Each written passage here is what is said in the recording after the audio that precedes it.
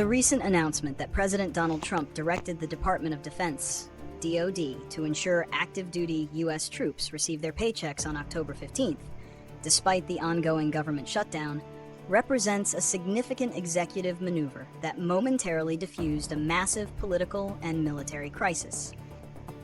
The mechanism involves repurposing approximately $8 billion in unobligated funds, primarily drawn from the Pentagon's research, development, testing, and evaluation (RDT&E) accounts from the previous fiscal year. This directive successfully shields the nation's 1.3 million active service members from the immediate financial hardship of a missed payday, thereby protecting military readiness and morale.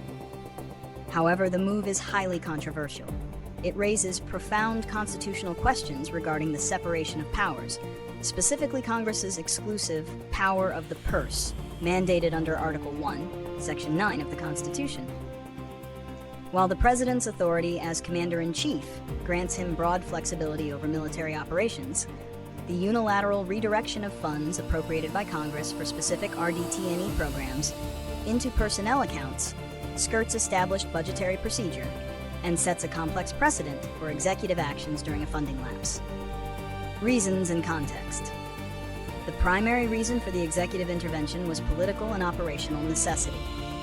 An extended government shutdown places immense pressure on military families, many of whom live paycheck to paycheck. Allowing 1.3 million service members who are legally required to work without pay during a shutdown to miss their compensation would have been a catastrophic failure of leadership and a politically untenable situation for the executive branch. Furthermore, this action served to circumvent a key pressure tactic utilized by Congress. Historically, the peril of missed military pay has often forced lawmakers to either pass a full funding bill or, at minimum, a standalone measure like the Pay Our Troops Act. By resolving the military pay issue through internal Pentagon accounting, the President removed the most acute and politically damaging pressure point that Congress, particularly the Republican leadership who had resisted a standalone pay bill, hoped would compel Democrats to yield on the underlying budget dispute concerning federal health subsidies. The move thus serves as both a pragmatic measure to protect service members and a strategic political bypass of the legislative branch. Consequences and uneven impact.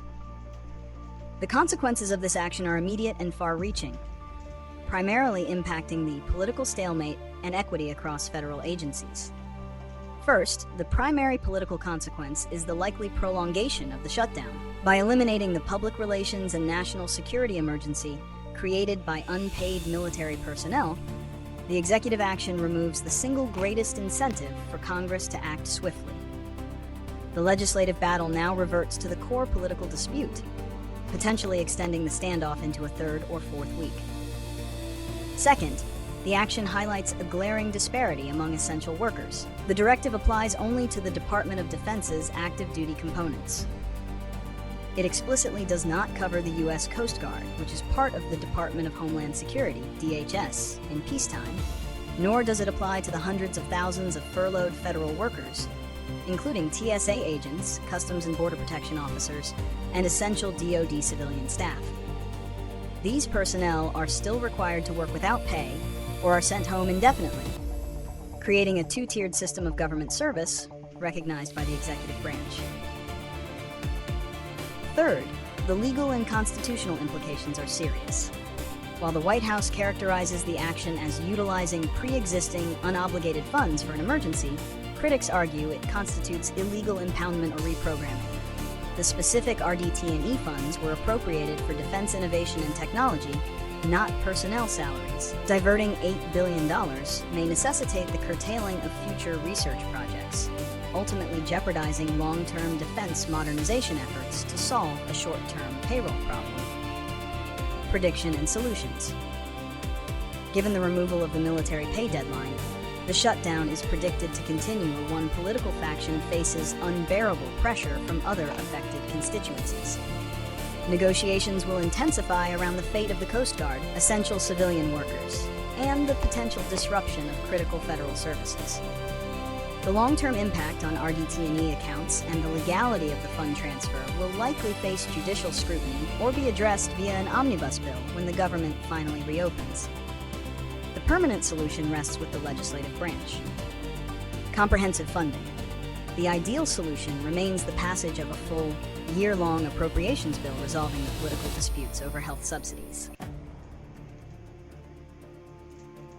Immediate legislative fix. Failing full resolution, Congress should immediately pass a clean, bipartisan continuing resolution to keep all government operations funded temporarily, or at a minimum, pass a narrow, standalone bill, such as the proposed Pay Our Troops Act of 2026, that explicitly and permanently guarantees pay for all active duty military and essential law enforcement, including the Coast Guard, during future lapses. Future proofing. Congress should explore permanently authorizing specific, high-priority accounts, such as military payroll, with mandatory indefinite funding authority. This would prevent these mission-essential services from ever being held hostage during routine budget impasses, ensuring that national security and the financial well-being of service members are not dependent on unpredictable executive maneuvering or last-minute legislative scrambles. Ultimately, while the President's directive achieved the immediate goal of paying active duty troops, it only managed the symptom of the shutdown, not the structural budgetary disease. It trades a short-term political win for increased constitutional tension and greater uncertainty for all other impacted federal employees.